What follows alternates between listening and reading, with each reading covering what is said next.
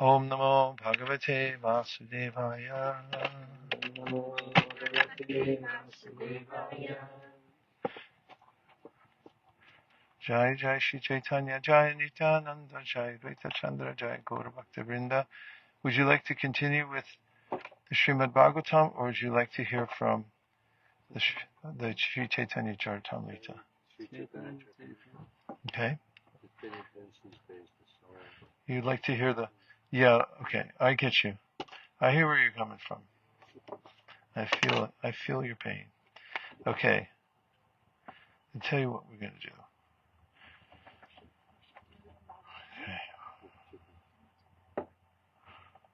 It's okay? It is democracy. Everyone gets to vote.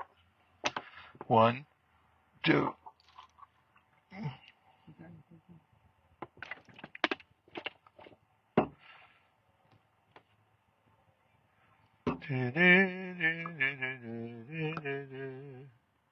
Krishna Krishna Hare Hare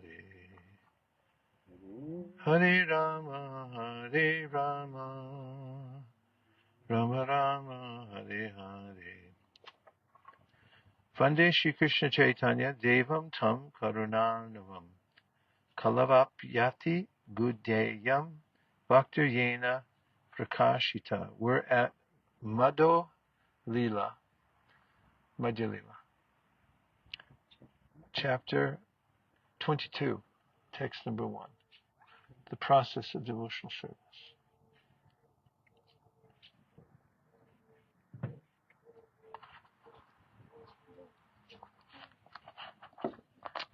Vande Shri Krishna Chaitanya Nityanando Sahodito Gaudodai Pushpavanto Chitro Shando Tamodudao.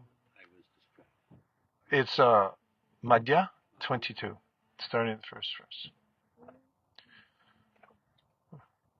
Vande Guru Nisha Bhaktan Ishan Isha Vatarakan Taprakasham Statat Shakti Krishna Chaitanya Samjakan. Vande Shri Krishna Chaitanya Nityananda Sahodito Gaudodai Pushpavanto Chitro Shando Tamodudao. Yadadvaitam Brahmopanishadi Tadapyasya Tanuba Yatmantaryami Purusha Iti So Shamsha Vibhavaha Shadaishvaryai Punar Yahiha Bhagavan Saswayamayam Nachaitanyat Krishnas Jagati Paratattvam Paramiha Anarpita Charim Shirat Karani Avatirna Kalau Samarpayitu Nuna Tvojvala Rasam Supakti Shriyam Hari Purata Sundara Dhyuti Kadamba Sandipita Sada Hridaya Kandare Spurituvasa Chinandana Shri Radhaya Pranaya Mahima Kidrisho Vanayaiva Svadyo Yina Bhuta Madhurima Kidrishova Madhyaha Saukyam Chasya Mad Anubhavata Kidrisham Veti Lova Tad Bhavadya Samajani Sajigarva Sindhu Harindu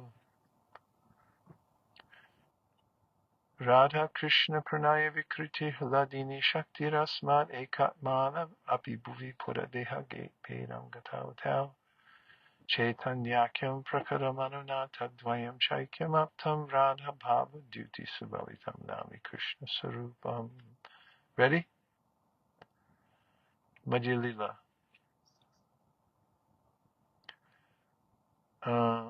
Just move back a couple inches.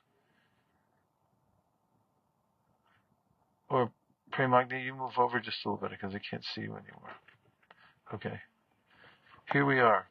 Text 1. I offer my respectful obeisances unto Lord Sri Chaitanya Mahaprabhu. He is an ocean of transcendental mercy, and all the subject matter of Bhakti Yoga is very confidential. He has nonetheless manifested it so nicely, even in this age of Kali, the age of quarrel. All glories to Sri Chaitanya Mahaprabhu, all glories to Nityananda Prabhu, all glories to Advaita Chandra, and all glories to all the devotees of Sri Chaitanya Mahaprabhu. Sri Chaitanya Mahaprabhu said, I have described one's relationship with Krishna in various ways. This is the subject matter of all the Vedas. Krishna is the center of all activities. Now I shall speak about the characteristics of devotional service by which one can attain the shelter of Krishna and his loving transcendental service.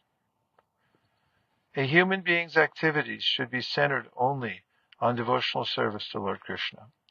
That is the verdict of all Vedic literatures, and all saintly people have firmly concluded this. When the mother Vedas, Shruti, is questioned as to whom to worship, she says that you are the only Lord and worshipable object.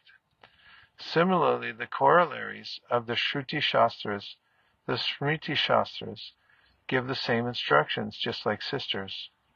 The Puranas, which are like brothers, follow in the footsteps of their mother. O enemy of the demon Mura, the conclusion is that you are the only shelter. Now I have understood this in truth. Purport: this quotation from the Vedic literature was spoken to the Lord by great sages. Krishna is the non-dual absolute truth, the Supreme Personality of Godhead. Although he is one, he maintains different personal expansions and energies for his pastimes. Purport: the Lord has many potencies, and he is non-different from all these potencies. Because the potencies and the potent cannot be separated, they are identical.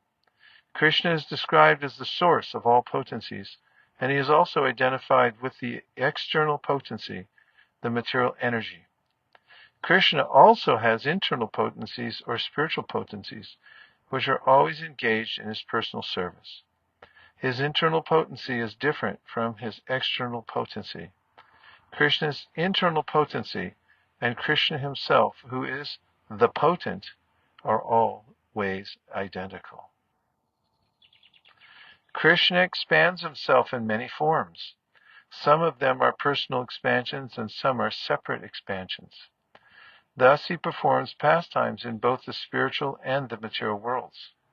The spiritual worlds are the Vaikuntha planets, and the material universes are the Brahmandas, gigantic globes governed by Lord Brahma.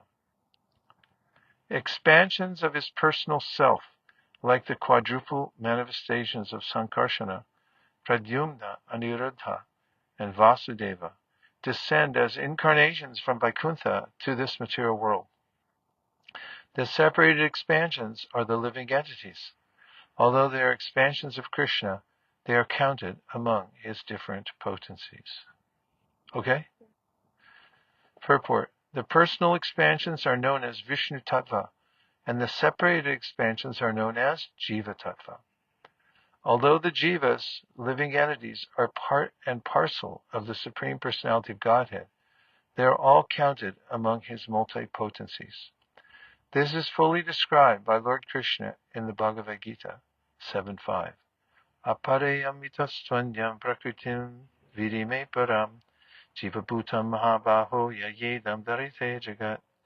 Besides this inferior nature, O mighty armed Arjuna, there is another superior energy of mind which comprises the living entities who are exploiting the resources of this material inferior nature. Although the living entities are Krishna's parts and parcels, they are Prakriti, not Purusha. Sometimes Prakriti, a living entity, attempts to imitate the activities of the Purusha. Due to a poor fund of knowledge, living entities conditioned in this material world claim to be God. They are thus illusioned. A living entity cannot be on the level of a Vishnu Tattva or the personality of Godhead at any stage. Therefore it is ludicrous for a living entity to claim to be God. Advanced spiritualists would never accept such a thing. Such claims are made to cheat ordinary foolish people. The Krishna consciousness movement declares war against such bogus incarnations. The bogus propaganda put out by people claiming to be God has killed God consciousness all over the world. Members of the Krishna consciousness movement must be very alert to defy these rascals, who are presently misleading the whole world. One such rascal, known as Paundraka, appeared before Lord Krishna, and the Lord immediately killed him. Of course, those who are Krishna's servants cannot kill such imitation gods, but they should try their best to defeat them through the evidence of Shastra, authentic knowledge received through the disciplic succession. 10. The living entities, jivas, are divided into two categories. Some are eternally liberated and others are eternally conditioned. Those who are eternally liberated are always awake to Krishna consciousness, and they render transcendental loving service at the feet of Lord Krishna. They are to be considered eternal associates of Krishna, and they are eternally enjoying the transcendental bliss of serving Krishna. Apart from the ever-liberated devotees, there are the conditioned souls who always turn away from the service of the Lord. They are perpetually conditioned in this material world and are subjected to the material tribulations brought about by different bodily forms and hellish conditions. 13. Due to being opposed to Krishna consciousness, the conditioned soul is punished by the witch of the external energy, Maya. He is thus ready to suffer the threefold miseries brought about by the body and mind, the inimical behavior of other living entities, and natural disturbances caused by the demigods. In this way, the conditioned soul becomes the servant of lusty desires, and when these are not fulfilled, it becomes the servant of anger and continues to be kicked by the external energy Maya. Wandering and wandering throughout the universe, he may, by chance, get the association of a devotee physician, whose instructions and hymns make the witch of the eternal energy flee. The conditioned soul thus gets into touch with devotional service to Lord Krishna, and in this way he can approach nearer and nearer to the Lord. Kama krodhera dasa hoya tara lati kai. Kama means lusty desires, krodhera, and of anger, dasa, the servant, hai, becoming, tar, by them, lati kaya, is kicked. Brahmati means wandering and wandering. Yadi, jati, if, sadhu, a devotee, vaidya, physician, pai, he gets tar, upadesh mantre, he gets his upadesh mantre, his instructions and hymns. Pishachi, the witch of the external energy, palai, flees. Krishna bhakti, devotional service to Krishna, pai, obtains tabi in this way. Krishna nikatati jaya, he goes to Krishna. The word for words, sorry. I appreciate the analogy that the devotee is sadhu vaidya. Vaidya means doctor. So devotees, sadhu is a word, has different forms like sadhu, sadhaka, sadhya, sadhana. The sadhya is the goal of sadhana, and the sadhu is one who practices. So the sadhu vaidya is the one who's not just practicing, but he's also administering. And what does he bring with him or her? The devotee doctor brings upadesh mantra. Upadesh means instructions and mantra means mantras. So you imagine a doctor in days of yore. Doctors used to go around door to door, not so much anymore. But it was cliche that they would carry a little black bag, and they have their tools inside, like thing to take blood pressure or listen to the heart or something like that. So you just imagine the sadhu vaidya with their little black bag. What do they have inside? Some instructions, and here's a mantra. Chant 16 rounds, call me in the morning. And then pishachi means a witch. So this idea of the material nature of being a witch, in that the witch is haunting one. For what? Kama krodhera das. One becomes haunted by material desires so much so that the person becomes a servant of them and can't get free. So then when one comes in contact with the doctor, the devotee doctor, and gets the mantras, the instruction, Krishna Bhakti Pai Tavi Krishna Ikat Jai. They can take to devotional service, come nearer the Lord.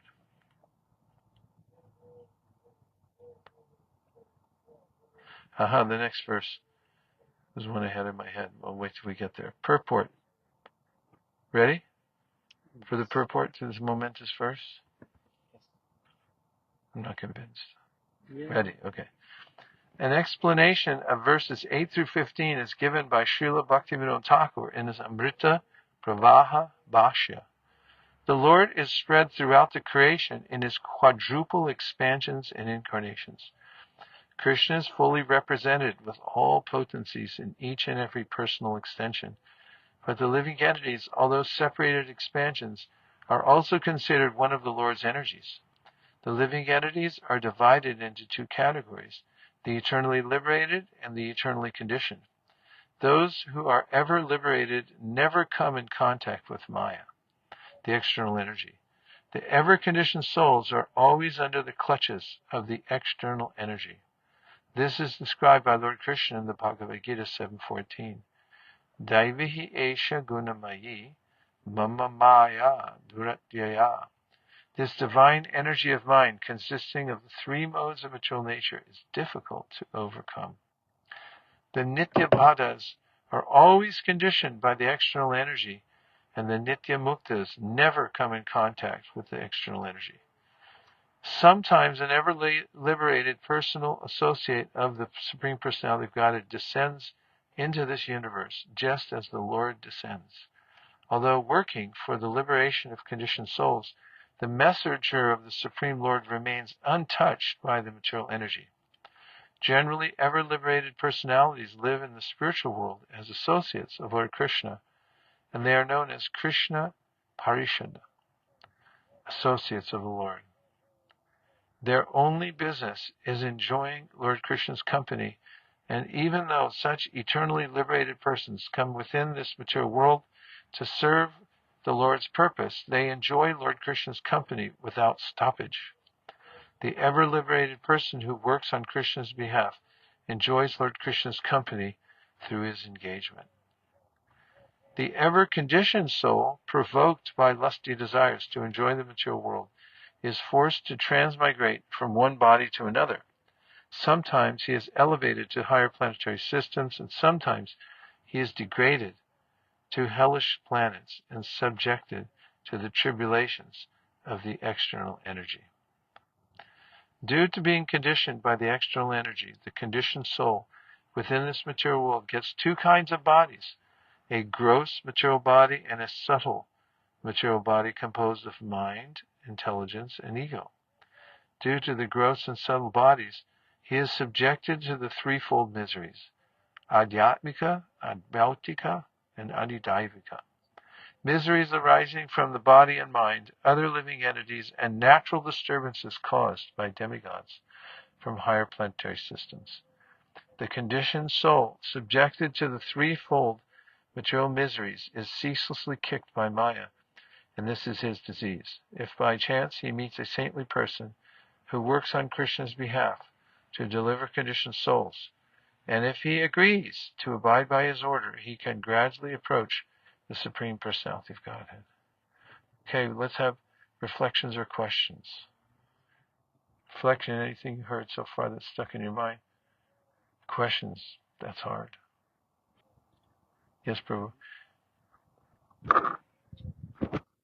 Well, the previous verses reminded me about just an anecdote from my own life when I was working in a big corporation, and you know how they sit all together in one room, just divided by those little cubicle walls, and you can see the heads of each other.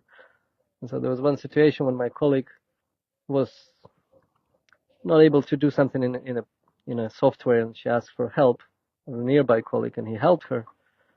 And she turned to him and said, "You are God." and I was looking, and I was sitting right like next to him, so I could see his face.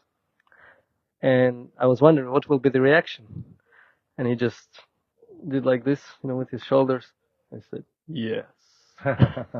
And just in that little moment, I could see how the conditioned soul is really enjoying that imitation.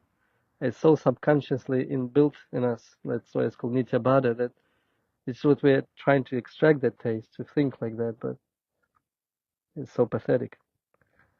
But the question, from this part that we read just now, how how can we convince a Nityabadha? Lord Krishna comes, he gives this advertisement of his pastimes and leelas. It's very attractive for devotees to hear, but it may be not so attractive yet to devotees who are not devotees at the moment, to be attracted by them. They can think, so what? Running somewhere in a forest, serving Krishna, or the best enjoyment is serving his associates or him by making garlands or something. I'd rather go and have a holiday in Hawaii or something and do whatever I like. And I think this is the enjoyment rather than, enjoyment from that service. How would we, uh, how can we explain this as a higher taste? Well, my general advice is to not try to explain it to those who aren't interested. In fact, it's one of the main principles I teach for book distribution. As devotees become highly concerned with this idea of how I'm going to convince somebody, but I teach a principle called what I call the ripe fruit principle. And that is, go and look for those who are already ripe. Be more of a selector than a convincer. And when you do that, you go through more people and you let more people go.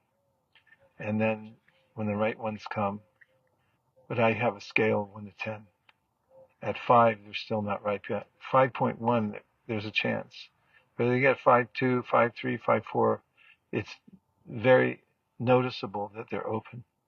And it correlates with what Kavi Yogendra says in 11th canto of Bhagavatam, Ishvare Taradineshu, Vali Shreshu Dusatsucha, Prema Maitri Kupopeksha, Yakaroti Samadhyama, which is that the Madhyama, the middle devotee, there's Kanishta, the beginner, the Madhya middle, and Uttama, the highest level devotee.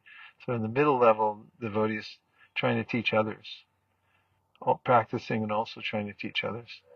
But then such a person is enjoined to be selective. That's really the mood of the verse, is to select the people. And so it says you should see 4 entities. Ishvara, Krishna, and for Krishna, Prema. You should try to develop love. Then devotees, Adineshu. Then you should try to develop Maitri, friendship. And then for those who are innocent, Bali Sheshu. Bali means like childlike. So Bali Sheshu means they're open, innocent. For them, you should try to give mercy, kripa. And then for those who dvisatsu, they're envious. They're not interested. They don't like it. So then you should be upeksha. You should, well, it means you should not try to engage them. That's a nice way of saying it.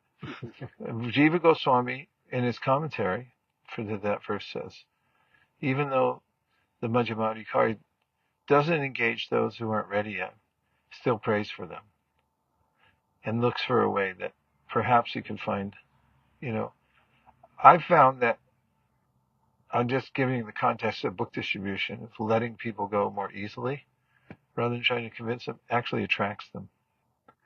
The more I try to pre-qualify them. In fact, sometimes I'm about to hand the book and I notice they're backing up, and then I pull the book away from them. I'm I say, wait a minute. Okay, well, then it's noticeable. They say, well, wait a minute. No, I'm not sure. You're not into this, right? You can't have it. I don't let them reject me. And when I notice that, and so I'm always selecting and easily letting people go. And sometimes you can be a mixed audience. People came there to hear, and maybe somebody by mistake walked in the room, or, they didn't know what they were getting into. sometimes they'll get up and leave. I've seen it before, because we'll advertise a general program that has sounds like some kind of self-help or something, and then it's a little more than that. And they pick it up, and it's like, pack the purse, okay. They walk out. But that's okay, because, I mean, not that I feel great about it, but still, letting it go is the directive, and it's even there in our 10 offenses. Don't try to explain this to people who are not ready for it. That's my non-confrontational mood for convincing people. Just wait for people who want to be convinced, or a little bit open, that's all. Anything else? You want to follow up? Oh, it's a nice strategy, thanks. Okay. Saves a lot of time and energy. What else? Go ahead. In my little experience of book distribution, I supposed to try to convince some way people, and this is very enlightening. Makes you want to go out right away, doesn't it? Because I am very quick for nature, and I don't stay. I feel that I don't want to disturb the people, and sometimes the people are very not interested at all. So I go to other people. So it is a right way to distribute books. That's the way I do it. A lot of no, but also try to get more no's. In fact, when I teach brand new people, say your goal is to get 10 people in a row who say no. And then come one people that is, I'm waiting for the Bhagavad Gita, good version of the Bhagavad Gita. It happened twice to me that some girl. I was waiting exactly one right version of the Bhagavad Gita, the original version. This is the most original you can find. And I was very interested, and they took more books, not only the Bhagavad Gita, but other books also. It was very nice. After many no's. In California, they have this, used to do in the gold rush, they would pan for gold. You know what that is? There's a stream, they take it out, and then the chaff or just the ordinary pebbles, and then you kind of see in that whole mix, there could be hundreds of little stones, but there's one tiny little nugget of gold, and then so if I think of it like that when I'm doing and preaching, looking for, as a friend of mine says, the needles in the haystack, the rare souls, and it's much more reasonable. You don't trying to grind your engine all day long trying to convince people. You just carefree, detached, and the more detached you are, the more it attracts people. Yeah, then it's fun and easy, right? What else, Prabhu? I'll just ask one question, then I have to go. So, Maharaj. Oh no, we'll go with you. I'll join you right back. Okay.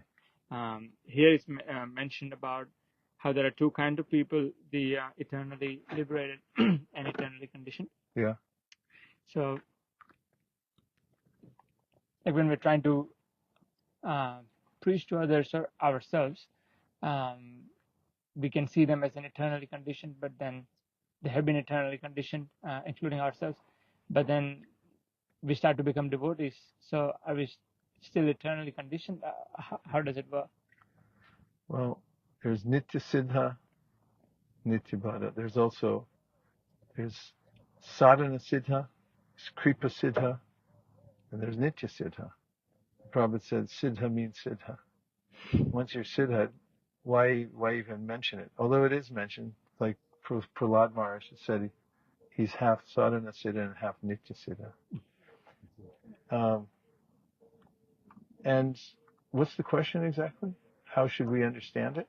Yeah, so how are we supposed to see people who are starting to become devotees? Like, well, the way Lord Chaitanya explained it is, the conditioned soul has a material body and is conditioned by it.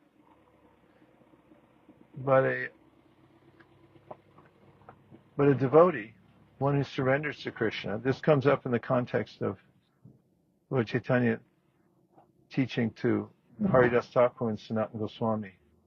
You know that time when Lord Chaitanya was going daily to Haridas Thakur's house. It wasn't a house, it was just a little hut. And Sanatana Goswami was there. He preached to them both. It was in the context of Sanatana Goswami having this disease, skin disease with oozing sores. And he talked about the various levels of the devotee. And he described how Dikshakali Bhaktikari Atma Samarpan Shayakali Krishna Tari Atmasam. Can you still hear me? Yeah. And that is that he said at the time when the devotee takes initiation, Dikshakali, that time, taking Disha, Dikshakali, Bhaktikari Atma Samarpan, then he surrenders completely. As actually, Diksha is a process, not an event necessarily, but at that stage of the process he's describing, Shayakali, Bhaktikari, Krishna Atmasam, Bhakta Atmasam. He says then the person is in my category and is equal to me in the level of transcendence.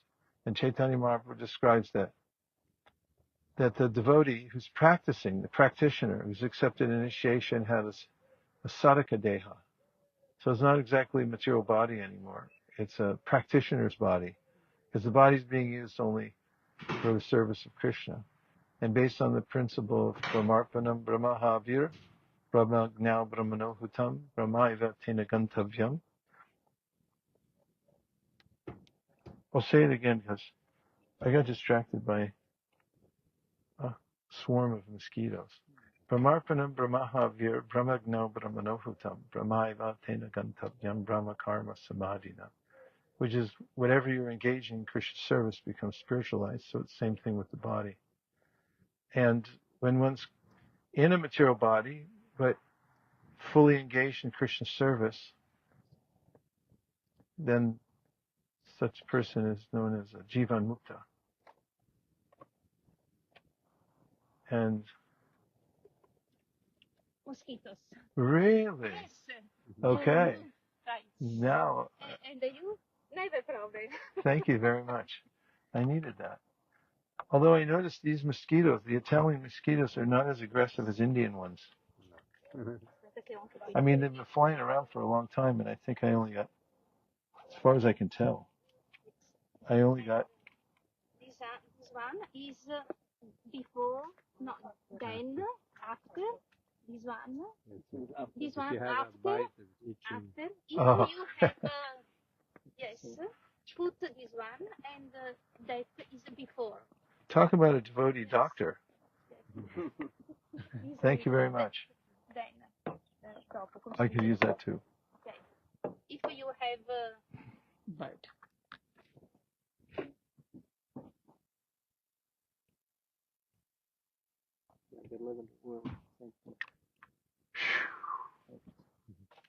Thank you. I'll never forget this.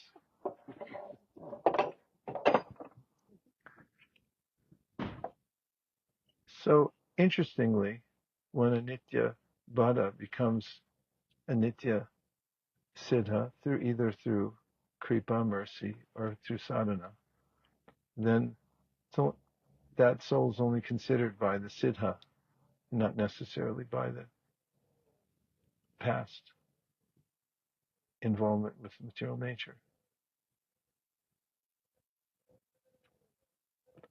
There's an interesting purport in the Chaitanya Charitamrita. Actually, I shouldn't use the word interesting.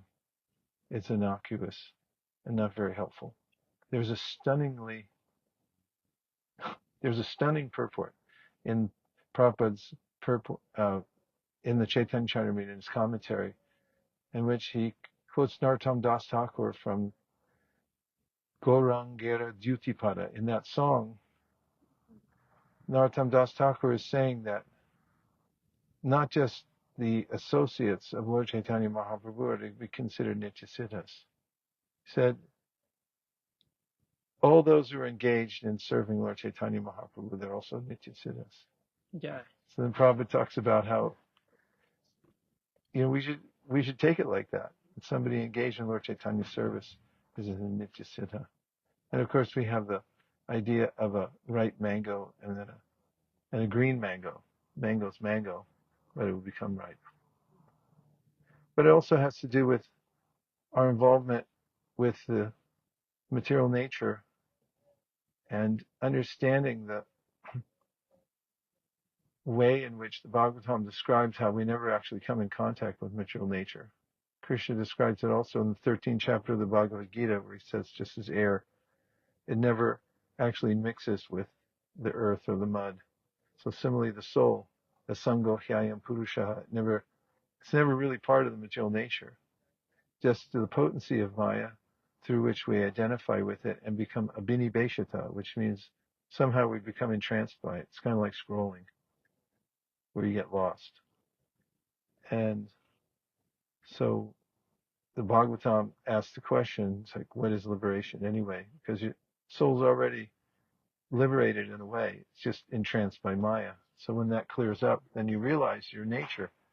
That's something that Narada says to Vyasadeva in the story of his life, where he says that when he came to the position of Siddha by the kripa of the sages that he met, then he realized that qualitatively he's on the same level as the Lord, and he never actually mixed with the material nature. I don't know if that was helpful or more confusing, but Yes. that's the way it is Perfect. to some Thank degree. Anything else? Question, comments, complaints? I understand a little bit. You have any question? No, You want to? no, I try to. I really appreciate how you're translating. Because Thank you. he doesn't understand English. No. And in my case, I speak no well. When I distribute the books, in my opinion, it's very important to have a big enthusiasm, and if I have a big enthusiasm, I distribute all the books. Also, the people doesn't want, but in that moment I am. Io ci credo, how say in English. I very believe it, and I distribute in that moment. And if I doesn't believe in that moment, or I don't have a big enthusiasm, I don't distribute the books. And I involve a lot of people. I involve, yes. That's a very helpful For me. comment. Yeah, and it's absolutely true. If the devotee has experience and is feeling blissful, then there's a natural enthusiasm, and people can be influenced like that because everyone's marginal.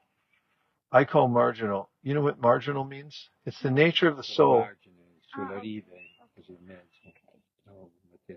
Go either way, which means that everyone's open to suggestion. And you can be going with one idea, and then someone comes along and says, psh, psh, psh, psh, and they go, yeah, maybe I changed my mind. And so the intervention of a devotee who has enthusiasm can change somebody's life. And it really is a sort of an intervention that Chaitanya Mahaprabhu described. He talks about this, he says, Maya Mugda, that's coming up later. Maya Mugda Jiviranahi Swata Krishnan Kyan, Jivera Kripaya Koila Krishna Veda Puran. Which means that Lord Chaitanya said that Krishna is trying to intervene in the life of the jiva in the material world.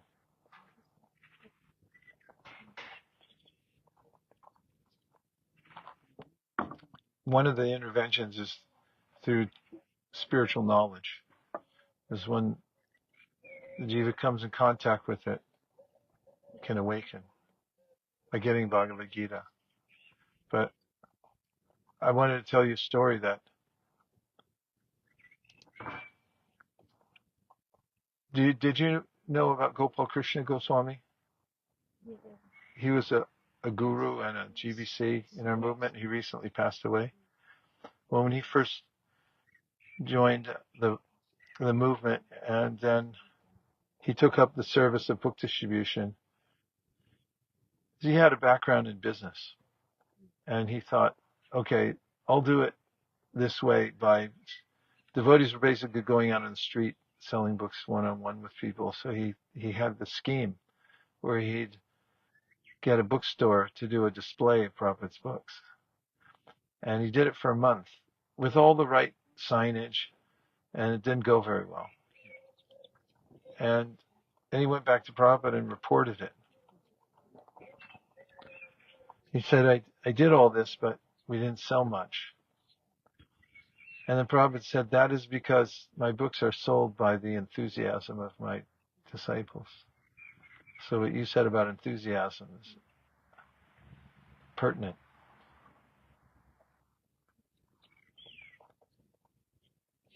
Anything? Wasn't sure if you had your hand up. But you're always ready to go. Yeah, I'm ready to go. There was one reflection when you said about the green mango, ripe mango. There was a question asked by to Prabhupada about pure devotees. How many actually pure devotees you have in the movement? Prabhupada turned to, I don't know if it was Tamal Krishna Maharaj or some secretary. He said, how many initiated devotees we have? And at that time it was about 500 or so. Said that's how many pure devotees we have in the movement. So that's the vision of an acharya. You're in the process, you're going to be ripe.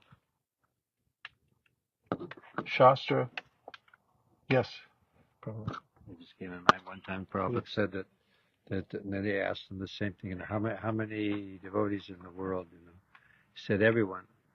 He said everyone. Some admit and some don't admit.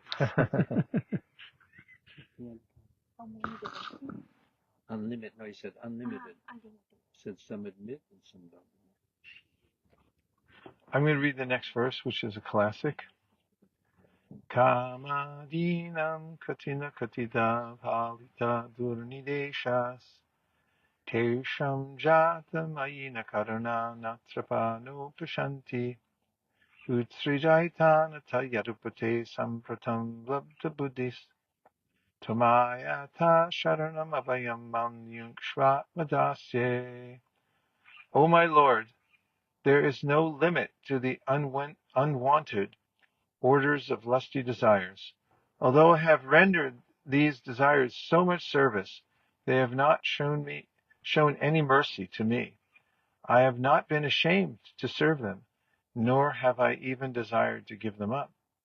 O my Lord, O head of the Yadu dynasty, recently, however, my intelligence has been awakened, and now I am giving them up. Due to transcendental intelligence, I now refuse to obey the unwanted orders of these desires, and I now come to you to surrender myself at your fearless lotus feet. Kindly engage me in your personal service and save me. Purport. This verse is quoted in the Bhakti Rasamrita Sindhu 3.2.25. When we chant the Hare Krishna Mahamantra, we are saying, Hare, O energy of the Lord, O my Lord Krishna. In this way, we are simply addressing the Lord and his spiritual potency, represented as Radha Krishna, Sita Ram, or Lakshmi Narayan. The devotee always prays to the Lord and his internal energy consort, so that he may engage in their transcendental loving service. When the conditioned soul attains his real spiritual energy and fully surrenders unto the Lord's lotus feet, he tries to engage in the Lord's service. This is the real constitutional position of the living entity. Krishna Bhakti Hoy Abhideya Pradhan Bhakti Mukha Nirakshaka Karma Yoga Gyan. Devotional service to Krishna is the chief function of the living entity. There are different methods for the liberation of the conditioned soul, karma, jnana, yoga, and bhakti, but all the others are dependent on bhakti. Without devotional service, all other methods for spiritual self-realization are weak and insignificant.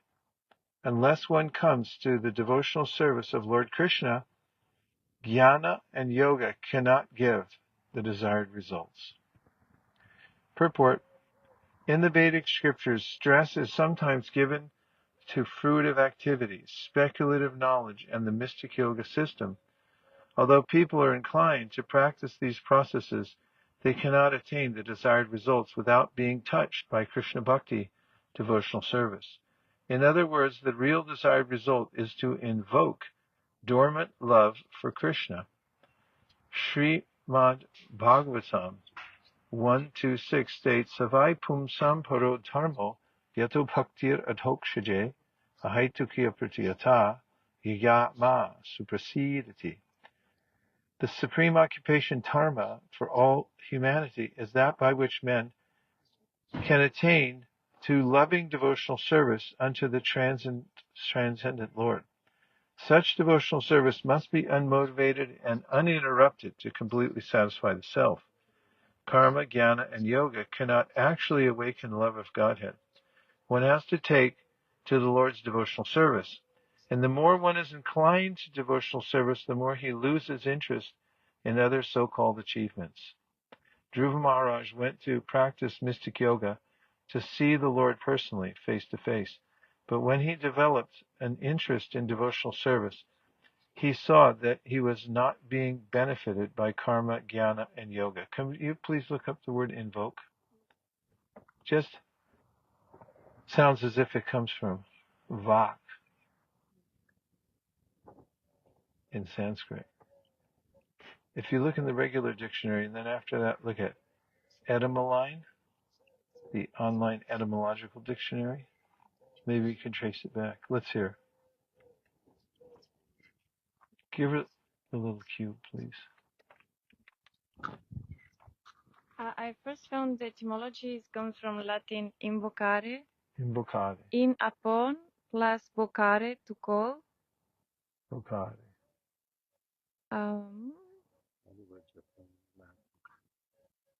From it says from box boys. From box. Boys, like V short V. Like what? Vox. Box. Yes. Okay. And The meaning: to call upon a deity, spirit, or higher power for help or inspiration. to call in a deity, spirit, or Or higher power a higher power, for help or inspiration. or help or inspiration. Invoke, because you're saying, "Oh, Hare Krishna." Now look at Etymoline. You know, the etymological dictionary online. You know where that is? Etymoline. It gives a whole history of the word, and I think it comes from Bach. In any case, it suits our purpose as well, because it's by calling out or saying the mantra, saying the Lord's names, that one invokes his presence. Quite literally. Apana samsritim goran yannama vivishogranam tata sadyo vimucheta yad bipeti swayam bayam. You know that verse in the first canto, first chapter, says that the Lord is the same as his name. And if you're ever in danger, you should say the Lord's name, because the name of the Lord, who is the Lord himself, is feared by fear personified. Did you find it? One moment. Okay. Any other points about this beautiful verse? I have another point. In this verse, previous verse, two previous verses ago, in the translation, the devotee's praying and he says, "And now I'm giving them up. Due to transcendental intelligence, I now refuse to obey the unwanted orders of these desires." What a great day when one comes to that point of saying, "I refuse to follow serve these desires anymore. No mas. Finished. Owarimashita. Yeah, I said, Yeah, that one. yeah.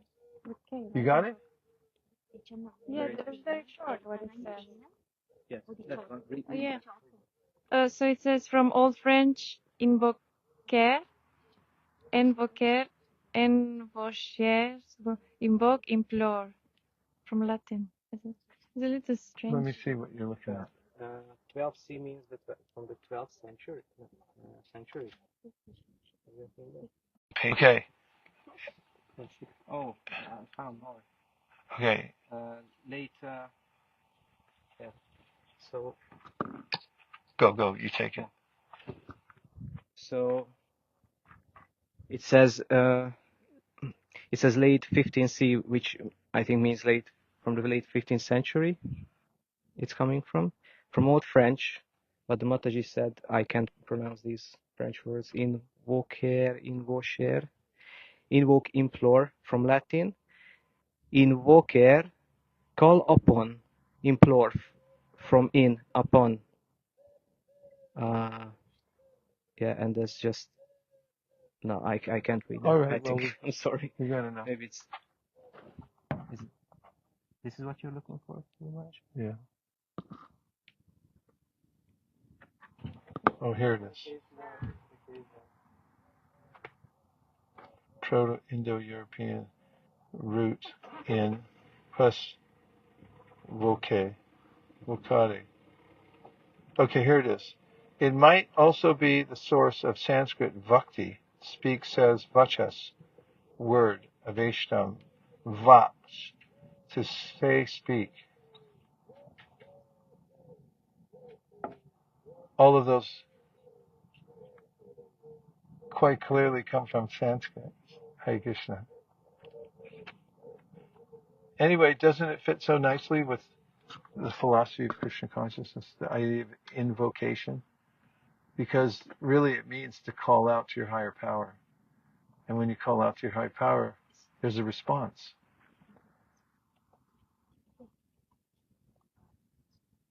The Lord responds.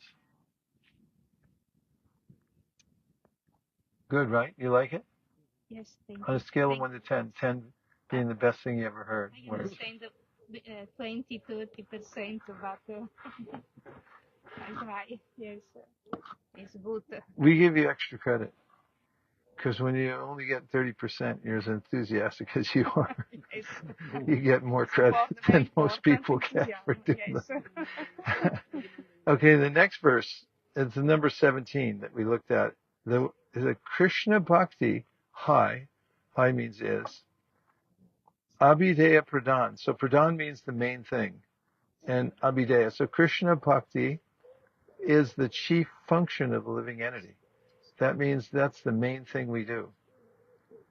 Bhakti Mukha, of the face of devotional service, Nirikshaka, observers, karma, yoga, jnana, fruit of activities, mystic yoga, and speculative knowledge. They're all dependent on bhakti. It's the pradhan.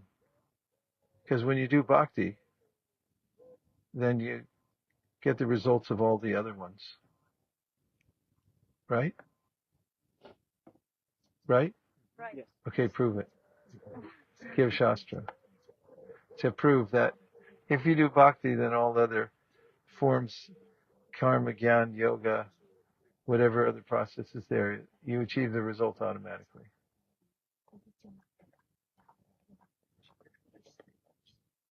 I have a couple in my mind. One is at the end of the eighth chapter. Vedeshu yagneshu tapassu chaiva daneshu yat punyapalam pratishtam adyeti tatsarvam idam vadikva yogi pranamstanam upaiti divyam. Sorry for mispronouncing the last word. It means that if somebody takes to bhakti, then they're not devoid of Vedeshu, Yagneshu, Tapasu means studying the Vedas. Yagneshu, Daneshu, giving charity. Tapasu, doing austerities. Yet Punya Palam Pradishtam. Vedeshu, Yagneshu, Tapasu Chaiva, Daneshu, yet Punya Palam, pious activities. phalam pratishta atyeti tat sarvam idam vaditva yogi param stanam. Yogi in this verse means the bhakti yogi. Param stanam upaiti chijam. He attains the results of all the other things. And of course, poetically, as Prabodhananda Saraswati says, bhaktir anyatra. He says that the goddess of fortune, for the bhakti yogi, the goddess of fortune waits outside the door of the devotee to render service. So you don't have to ask for anything extra. Everything else comes begging to serve when you're serving Krishna.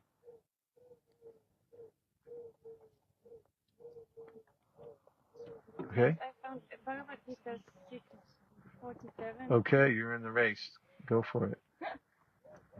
It says, and of all yogis, the one with great faith who always abides in me, thinks of me within himself, and renders transcendental love and service to me. He is the most intimately united with me in yoga and is the highest of all. That is my opinion. Very well cited. Excellent. Good job. How did you remember that? Google helped me a little bit. Good. Very good. Somebody once told me, education doesn't mean you know everything. It means you know how to look it up. Prabhu? Yeah. It actually, since you quoted this verse, this very nice beginning of the purport where it says that the word bhaj that is used in the verse itself, that is related, it's not exactly, the English worship is not exactly right translation, because Prabhupada gives an example. You can not worship, for example, demigods, respectful person, and become known as discourteous, but if you don't worship God, you're like, you condemned. You're done. Because that's our constitutional position. Bhaj means you have an object of service, and you are to serve that object of service. Anyway, but Dhruva Maharaj also, when he was about to ascend the Vaikuntha plane that came, I think it's mentioned not only the death personified was standing with folded hands, but as you just mentioned, the others also. So everybody was ready to serve. In fact, the death, he just stepped on the head of the death, just completely conquered, completely abhayam, completely just fully liberated from everything. And what you quoted also about the tapasya and other opulences or the processes, in Bhagavad Gita also, it's in other verses it's mentioned, right, that the devotee is still doing this out of, is not, is not restricting himself from not doing this, like the pious activities, the charity, the dana, the tapasya. Right? He's still engaged in this just because it's why not? It's good to do it. It increases even more the piety. It's attractive. It's behavior of a gentleman, like that. So just another extra qualities. Nice. Very nice examples. Thank you. I'm going to read a couple more verses. Everyone ready? Yes. Okay, here we go. 18. Did I already read it? Yeah, we did. But 19. Oh, another big one. Naishkarm yam apyachuta bhava varjitam nashobhate jnanam alam niranjanam kutak punah shashvad abhadramishvare acharpitam karma yadapyakaranam.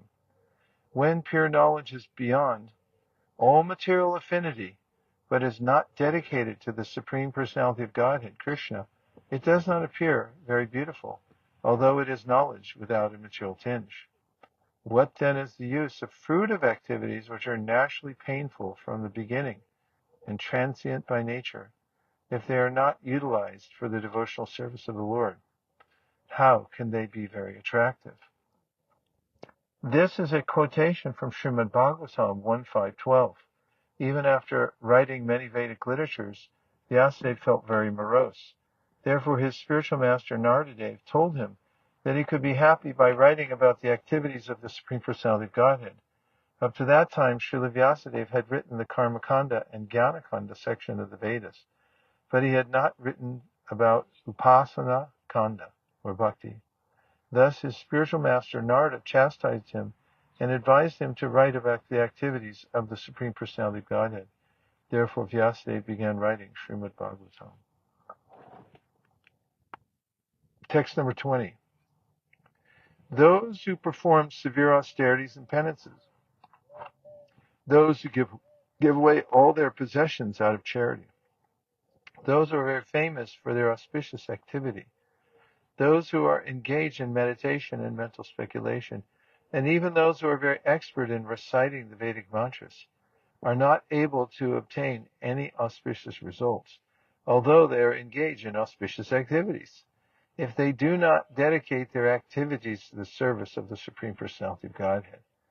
I therefore repeatedly offer my respectful obeisances unto the Supreme Personality of Godhead, whose glories are always auspicious. This is from Srimad Bhagavatam 2.4.17. And 2.4.17 goes like this. Let me offer my respectful obeisances unto the all-auspicious Lord Sri Krishna again and again, because the great learned scholars, sages, the great performers of charity, the great workers of distinction, the great philosophers and mystics, the great chanters of the Vedic hymns, and the great followers of Vedic principles cannot achieve any fruitive result without dedication of such great qualities to the service of the Lord. That's like another verse from Narada's teachings to Vyasadeva.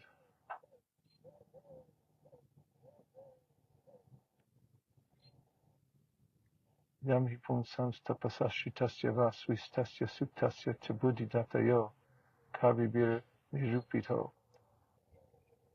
Okay. How is it? Idam hi pumsam tapasashritasya va svistasya suktasya tabuddhidatayo kavibir ka uttama shloka gunar navarnanam. One of these times I'll get it. Idam hi pumsam tapasashritasya va svistasya suktasya tabuddhidatayo kavibir nirut. Missing the third line. That it says, it's one of Prabhupada's favorite verses. He talks about how all kinds of human endeavors that seem laudable, when they're engaged in the service of Krishna, for instance, he mentions science or art, literature, etc.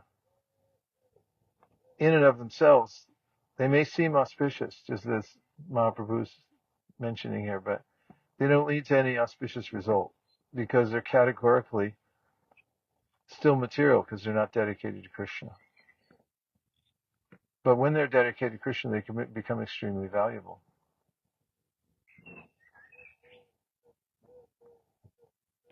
Could you look that verse up?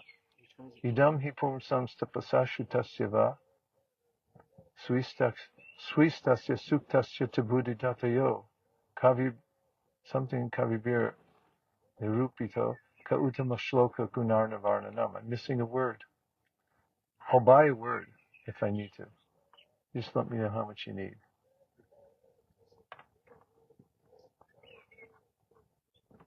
Idam hi pumsam tapasashutasya va swistasya suktasya tabuddhidatayo.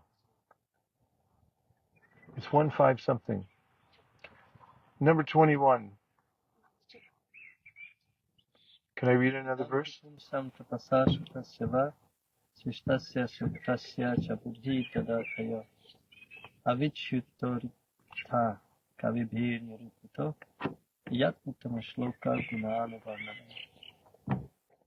Idami pumsam tapasashutasya va swistasya suktasya tabuddhidatayo. What's the first word? Avitruto ta kavibir nirupito ka uttama shloka gunar navarnanam. And the translation? Learned circles have positively concluded that the infallible purpose of the advancement of knowledge, namely austerity, study of the Vedas, sacrifice, chanting of hymns, and charity, culminates in the transcendental descriptions of the Lord who is defined in choice poetry. 1.5.22. 1.5.22. Can I see the purport? Who would like to hear the purport? 1, 2, 3, 4 against. Okay, 5 against 1, 6. I'm campaigning. Okay, all right. It's unanimous. They haven't voted yet. We have to have the campaign, political campaign. Here's the purport. This is from Srimad Bhagavatam. This is Narada Muni speaking to Srila Vyasadeva. 1.5.22 for those who are keeping score. Human intellect is developed for advancement in learning in art, science, philosophy, physics, chemistry, psychology, economics, politics, etc. By culture of such knowledge, the human society can attain perfection of life. This perfection of life culminates in the realization of the Supreme Being, Vishnu. The Shruti therefore directs that those who are actually advanced in learning should aspire for the service of Lord Vishnu. Unfortunately, persons who are enamored by the external beauty of Vishnu Maya do not understand that culmination of perfection or self-realization depends on Vishnu. Vishnu Maya means sense enjoyment, which is transient and miserable. Those who are entrapped by Vishnu Maya utilize advancement of knowledge for sense enjoyment. Sri Narada Muni has explained that all paraphernalia of the cosmic universe is but an emanation from the Lord out of his different energies, because the Lord has set in motion by his inconceivable energy the actions and reactions of the created manifestation. They have come to be out of his energy. They rest on his energy, and after annihilation they merge into him. Nothing is, therefore, different from him.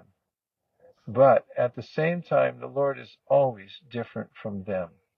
When advancement of knowledge is applied in the service of the Lord, the whole process becomes absolute. The personality of Godhead and his transcendental name, fame, glory, etc. are all not different from him. Therefore, all the sages and devotees of the Lord have recommended that the subject matter of art, science, philosophy, physics, chemistry, psychology, and all other branches of knowledge should be wholly and solely applied in the service of the Lord. Art, literature, poetry, painting, etc. may be used in glorifying the Lord. The fiction writers, poets, and celebrated literateurs are generally engaged in writing of sensuous subjects.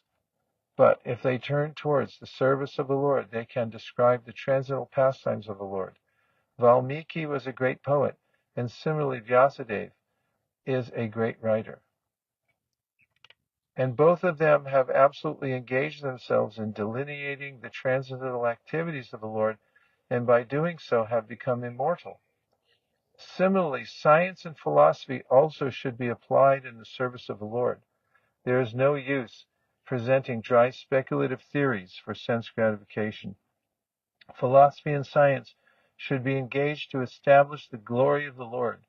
Advanced people are eager to understand the absolute truth through the medium of science, and therefore great scientists should endeavor to prove the existence of the Lord on a scientific basis. Similarly, philosophical speculations should be utilized to establish the supreme truth as sentient and all-powerful. Similarly, all other branches of knowledge should always be engaged in the service of the Lord. In the Bhagavad Gita also, the same is affirmed. All knowledge not engaged in the service of the Lord is but nescience. Real utilization of advanced knowledge is to establish the glories of the Lord, and that is the real import. Scientific knowledge engaged in the service of the Lord and all other activities are all factually Hari Kirtan, or glorification of the Lord. Thank you very much. Any points? Questions? It's an advantage to read Chaitanya Charitamrita. Will always end up in Srimad Bhagavatam. It's quoted more than 1,000 times by Krishna Das Kaviraj. It's a garland. It's a veritable garland of the verses of the Bhagavatam. Okay, speculative knowledge. This is 21 from the Chaitanya Charitamrita. Speculative knowledge alone, without devotional service, is not able to give liberation. On the other hand, even without knowledge, one can obtain liberation if one engages in the Lord's service. Oh, good. This is another verse I wanted to quote, and I forgot it. It's coming up in this purport. One cannot attain liberation simply by speculative knowledge, even though one may be able to distinguish between Brahman and matter. One's liberation will be hampered if one is misled into thinking that the living entity is as good as the Supreme Personality of Godhead. Indeed, one falls down again into the material platform because considering oneself the Supreme Person, the Supreme Absolute Truth, is offensive. When such a person comes in contact with a pure devotee, he can actually become liberated from material bondage and engage in the Lord's service. A prayer by Bilva Mangal Thakur is relevant here. Bhaktis tvayi stirataya bhagavan yadi syad daivena yat paliti divya kishora murti mukti swayam mukulitanjali sevate sman dharmarta kama kataya samaya pratiksha. O my Lord, if one engages in your pure devotional service with determination, you become visible in your original transcendental youthful form as the Supreme Personality of Godhead. As far as liberation is concerned, she stands before the devotee with folded hands, waiting to render service. Religion, economic development, and sense gratification are all automatically attained without separate endeavor. That's from the Krishna Karnamrita, number 107. God, the hits just keep on coming. This whole chapter is the top verses of all time. This one is from Srimad Bhagavatam 10:14. Shreya Srutim Bhakti Mudassate Vibho Krishanti Kevala Bodha Labdaye Tesham Asakleshala Eva Shishyate Nanyad Yatastula Tushavagatinam. My dear Lord, devotional service unto you is the only auspicious path. If one gives it up simply for speculative knowledge or the understanding that these living entities are spirit souls and the material world is false, he undergoes a great deal of trouble. He only gains troublesome and inauspicious activities. His endeavors are like beating a husk that is already devoid of rice. His labor becomes fruitless. Srimad Bhagavatam 10:14-4. So what's the general thrust of Lord Chaitanya Mahaprabhu's teaching so far, would you say? Can you pick out the thread? Anything that you've heard so far about Mahaprabhu was telling Sanatana Goswami?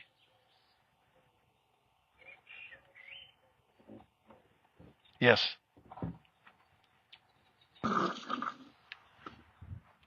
So that he is emphasizing so much that devotional service, the process of devotional service, the bhakti yoga is.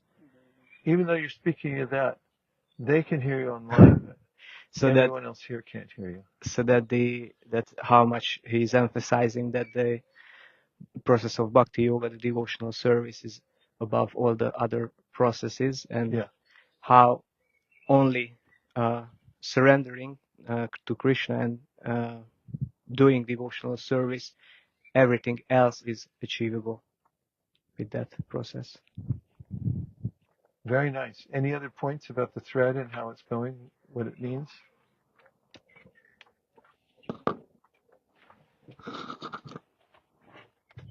I just wanted to say that Sri Chaitanya Mahaprabhu shows by his example, quoting from various scriptures again, from authorities, and that's the way to prove, to show the praman, where is it actually quoted.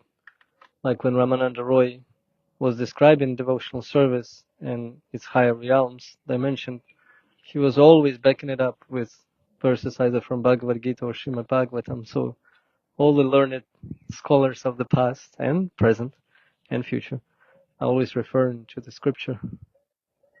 And as Vaisesika His Vaisesika Prabhu gets excited about picking up another jewel. In the same way, Chaitanya Mahaprabhu, when he found Brahma Samhita, the 5th chapter, he was dancing with it in ecstasy, and then ordered to his disciples to copy it, right? Because it was not very commonly known. So we should be enthusiastic. Nice points. We also talked about invocation, how the Lord mentioned how devotees are Vaijas.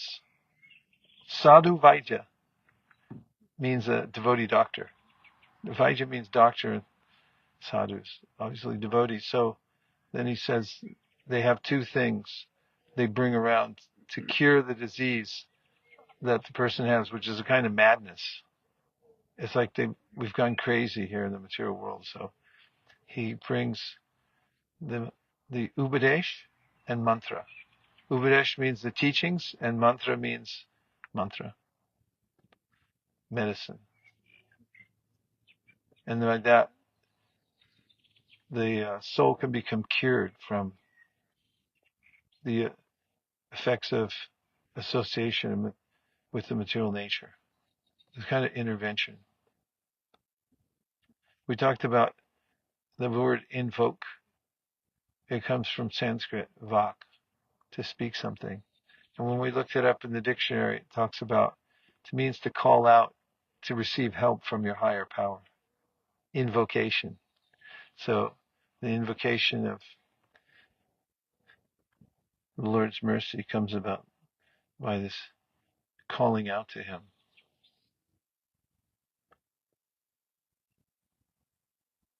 Anything else? Yes. 1, 2, 1, 2. Whoever's ready. Okay. No, just quickly, that another thing came to my mind, what you usually mention, Guru Maharaj, on your Sankirtan orientation session lectures, what the Lord Chaitanya what the Lord Chaitanya said, basically in a kind of zip file, to two things, to chant Hare Krishna and teach others. And so how important that to share all these with other people. Just this came to my mind as well.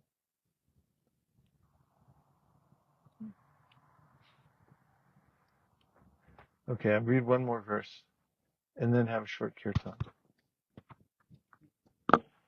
We're at 22, right?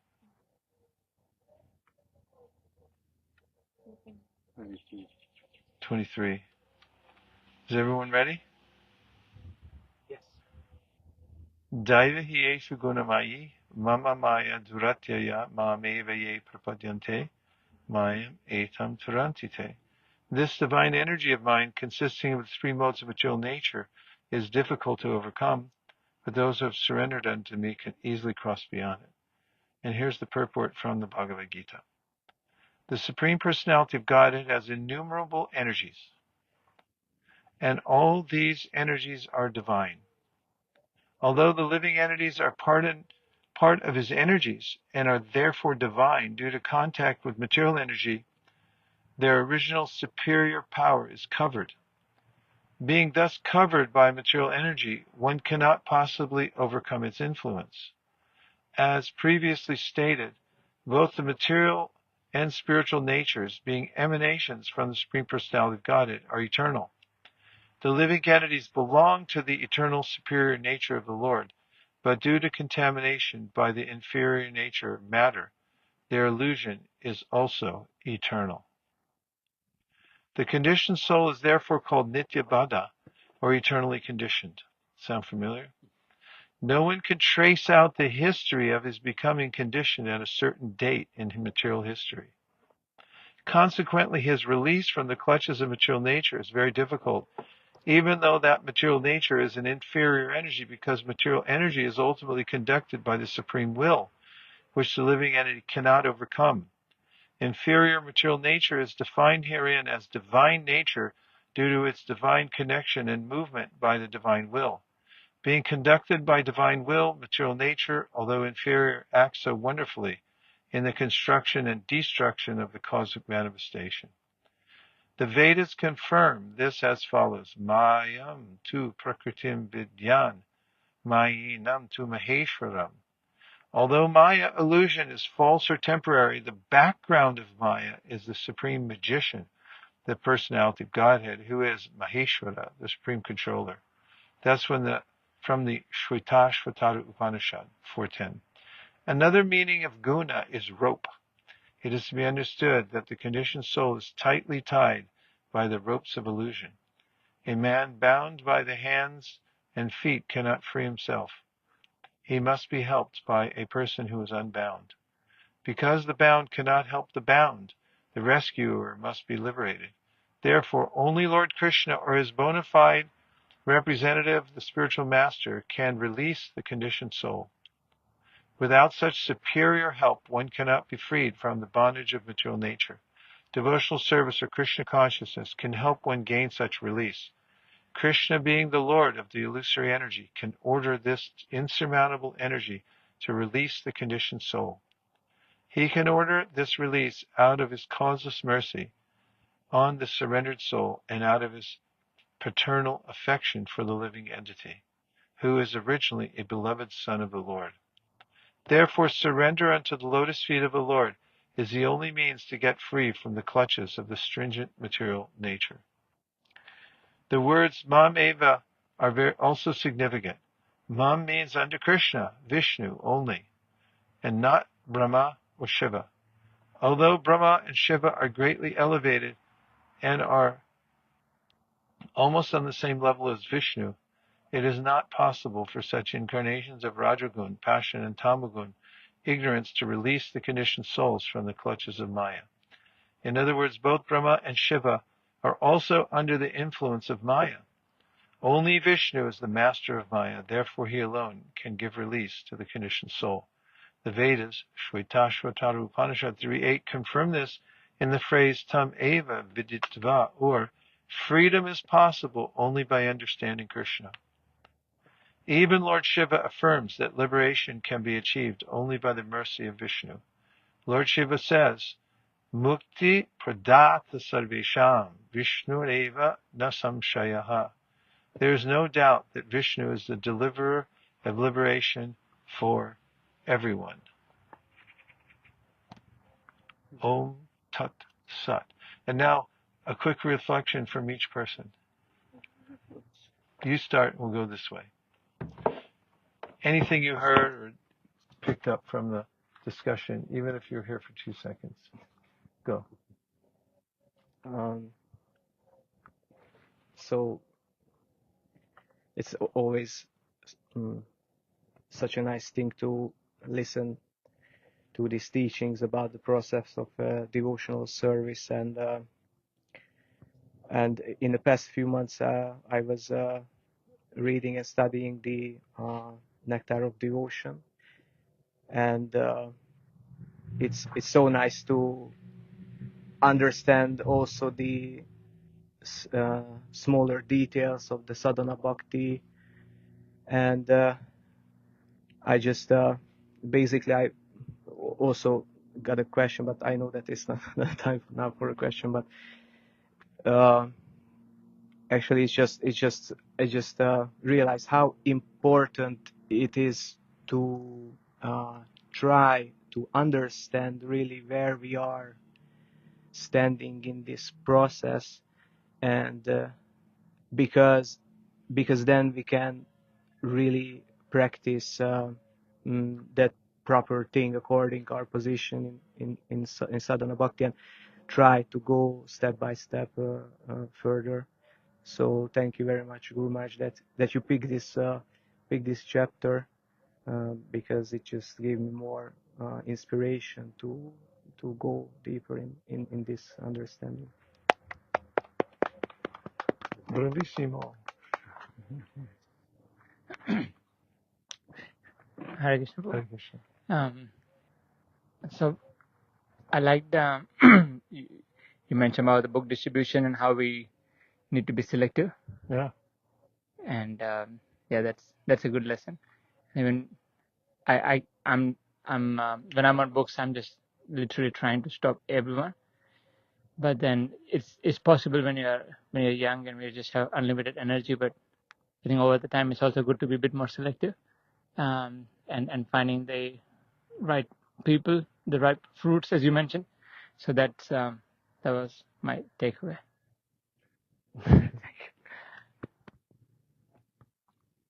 I was just wondering, because when we read this, I understand that bhakti is the only way, the direct way. But for me, it still is not easy to completely understand what it means to be fully surrendered, or maybe to completely understand Krishna, so to receive his mercy. But because I know myself, I'm still entangled with the modes of nature, so I just hope. Well, maybe we can just give a quick definition of this word surrender. It also sounds slightly intimidating from the word itself, surrender. Somebody says surrender your passport or something. Or there's an image of somebody getting chased by police in a car and then trying to run away, and then finally they surrender. It can be applicable to us, but Śaraṇāgati and the path of taking shelter of Krishna can be more comprehensible in the sense that it describes 6 methods of taking shelter of Krishna. Śaraṇāgati means that path. So the first one is to accept everything that's favorable. When there's something favorable to your devotional service, you accept it. That's a kind of surrender. And then giving up things that are not favorable. When somebody points them out to you that these things won't help your bhakti, you may not be able to give them up right away, but when it becomes your intention and then you work at it, you finally give them up. That's surrender. Another is that you develop the awareness that the Lord's your maintainer. Nobody else. You may have some source of income, or is to be humble. And then finally, ātma-nivedanam, or offering yourself to Krishna. Krishna, I'm yours. Everything I have is yours. Even myself is yours. So does that sound doable? Yes. Then no problem. You're doing it, by the way. You're already doing it. It's a process. So life, if you can have a good strategy for your life, try to have your midlife crisis early as possible, and then use the last part of your life, or whatever part, don't even have a midlife crisis. Just keep doing what you can to be Krishna conscious throughout your life. You'll get more and more favor from Krishna, and you'll also develop more determination and steadiness and everything else. So you have a way better than equal chance of having complete success. So don't worry. Masuchaha. Okay? Okay. Thank you very much. Okay. Anything you heard that stuck in your mind from the conversation? Whether you heard it or you felt it or was something you're thinking about due to the conversation. Qualcosa che ti è rimasta nel cuore, in mente di tutto quello che hai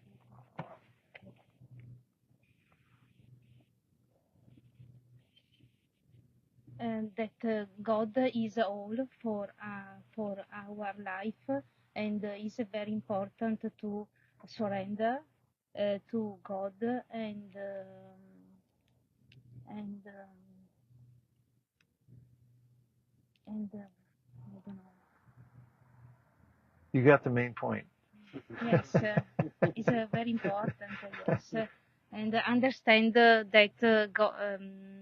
the energy about God is all, and the bhakti is very, very important, because we live in the conditioned world, and but we don't understand. We never understand that the supreme energy is important. I don't know. Ok, no. Brava. No, thank you. Per te cosa è importante? Cos'è che hai capito? Let's hear what you heard from the 30%. Cos'è che hai capito? Cos'è che è importante? Cos'è che vuol dire? Dedicarsi a Dio. For him, it's very important to dedicate to God and dedicarsi a Krishna, servire Krishna. Yes, to serve God, Krishna, and impegnarsi alla vita devozionale. Sì, impegnarsi nella vita devozionale. To be engaged in the devotional service is very important for him, and we are trying. That's we are very beginning. clear. Yes, we try. That's very nice.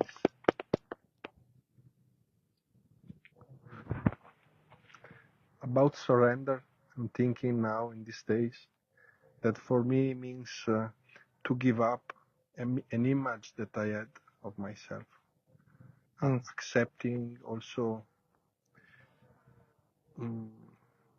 what I perceive as a limit when I see so many good devotees that can make such clever asking questions, and without feeling bad for my inexperience, for the fact that I'm a beginner and going on starting from this point. That's it. Very deep. Thank you. Just as a side comment, it reminds me of a verse that Krishna speaks to Uddhava, 11th canto of Bhagavatam again, where he says, Swe swe adhikarya nishta saguna parikirtita viparyata dosa syad uvarya eva nishtaya. It's a fixed principle that you should act according to your level of qualification. Don't try to do more, don't try to do less. And so he said that's a good thing. If you're just honest and do what you can, sincerely try it at your level, then it's perfect. And he said viparya, the opposite is true, that if you act beyond your capacity, it doesn't show good sense, and he calls it a dosha, fault in your practice. So it's very nice. Thank you. Thank you.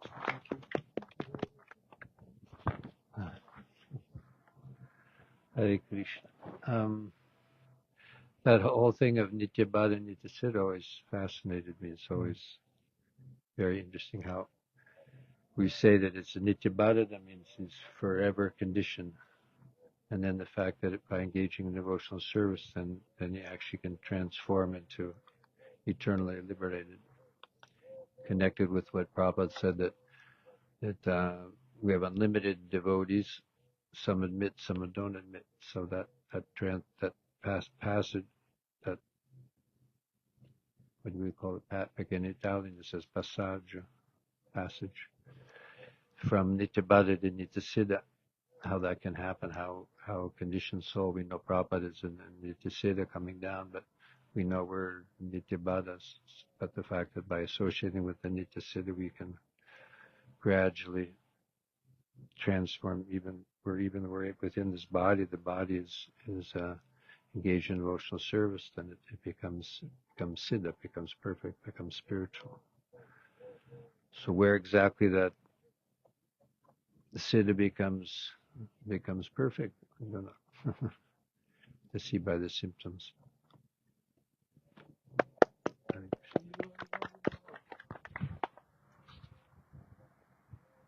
I come late, but I like this point you read from first canto, that all the items that exist in this world, everything is all paraphernalia for worship of the Lord. I like this concept that all kind of art, sciences, everything should be used in the service of the Lord. So that's very inspiring. So there is nothing that we cannot use in a proper way. It's in a constructive and evolving way. So like this point. Hare Krishna. Hare Krishna. Thank you very much again for today's presentation. In my reflections, I was thinking about the surrender, what Pramagni was asking about, and as you have nicely quoted all 6 of them, taking things favorable and unfavorable. I was just thinking, contemplating about this right now. And in Nectar of Instruction, the 2nd and 3rd instruction actually mentions one important point in both verses, and that is giving up the association of non-devotees. They phrase it in a different way, to quote precisely, is in the 2nd verse it says association, giving up association with worldly-minded persons who are not interested in Krishna consciousness. So those 6 activities are just killing bhakti, and this is mentioned in the 2nd verse. And then the 3rd verse, in the 3rd instruction, it says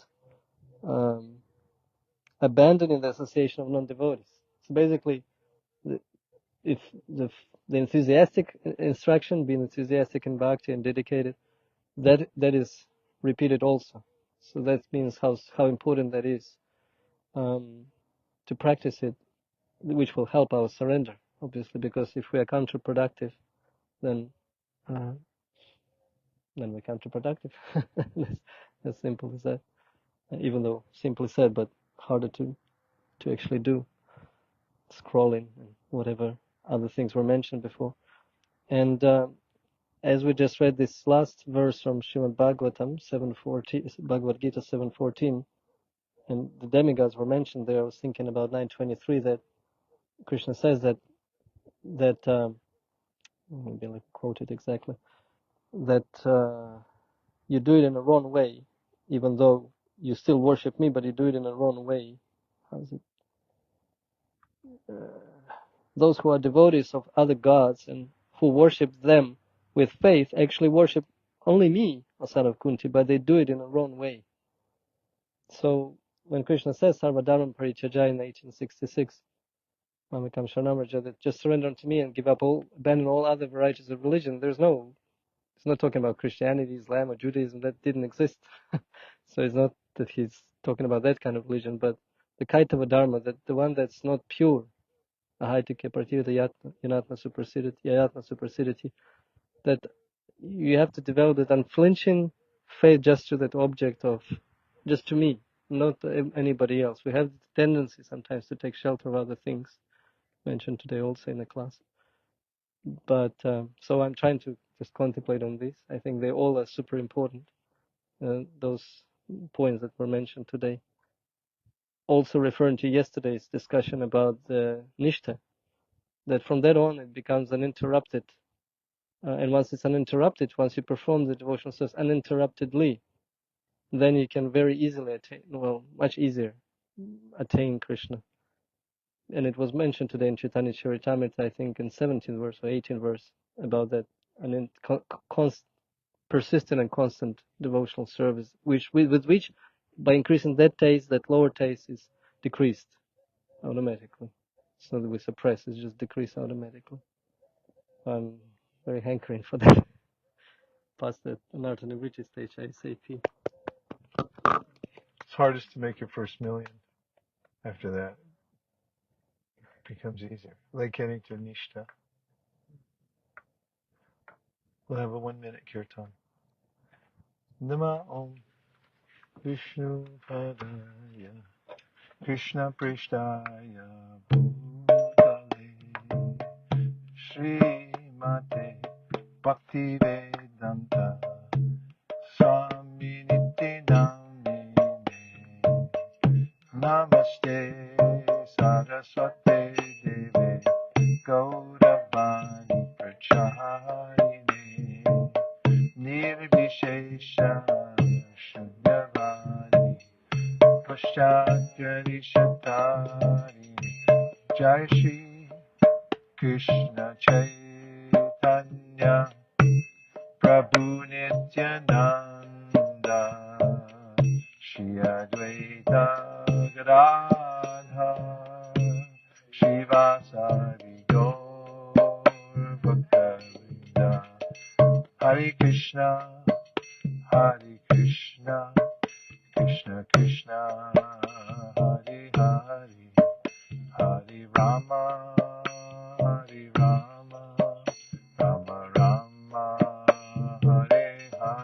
everybody.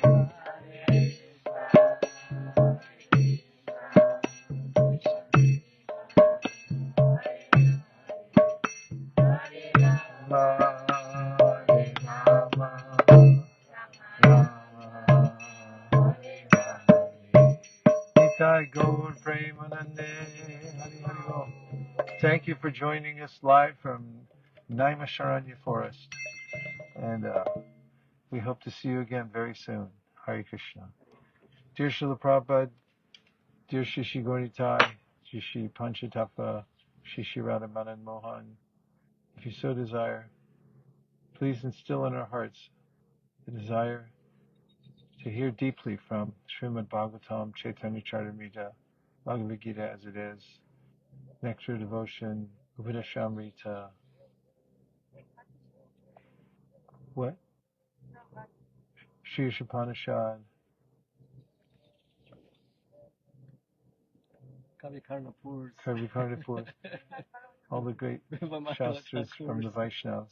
Thank you for considering our request. Everyone agrees with this prayer in whole or in part. Please unmute and say Hare Krishna.